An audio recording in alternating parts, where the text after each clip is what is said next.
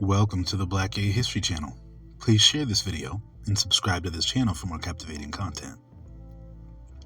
OMG, I can't believe I put this landmark Black LGBTQ film in the recesses of my mind. I had the pleasure of seeing this landmark British queer thriller, Young Soul Rebels, years ago, and after doing a little digging, I found out that this film was even gayer than I'd realized.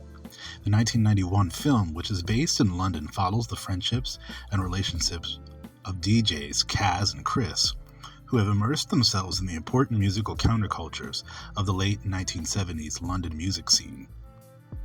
Kaz and his best friend, Chris, love the soul music that comes from the United States and use their best efforts to pilot their own radio stations and dance parties for their friends in their local community. I knew of this film for years, but until recently I had no idea the director of this film is a black gay man with a West Indian background.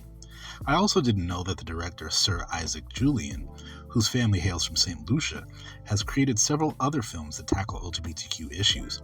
I'll definitely be looking more into his legacy in films in the future.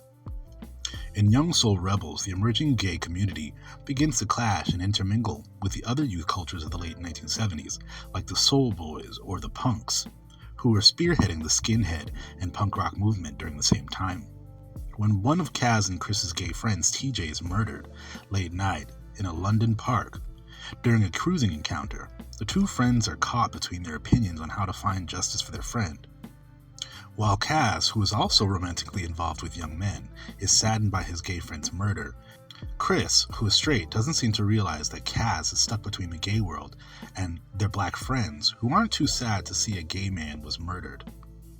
In the murder scene in the trailer for the movie, we do see that TJ is killed by a black man, which does bring attention to the homophobia of black British communities. Black Brits overwhelmingly come from Caribbean and African backgrounds, two groups that are notoriously homophobic, and sadly, that sentiment was brought with them to the UK.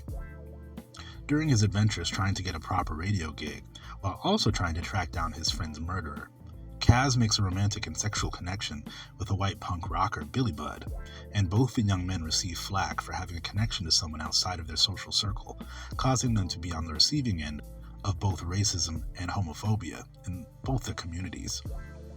It's been so many years since I've seen this film, and definitely need a refresher because there's so many interesting British communities this film expertly pulls together into one story.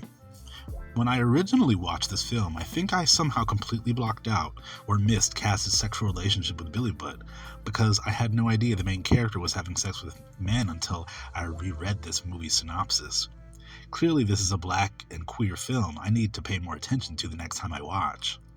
Having a lead gay character like Kaz in a movie coming from black Brits in the 1990s is truly a groundbreaking moment in black cinema, especially because of how well this film was received.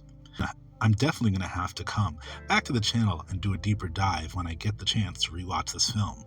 Have y'all heard of or seen Young Soul Rebels? I'd love to hear your thoughts on this groundbreaking black gay film in the comments.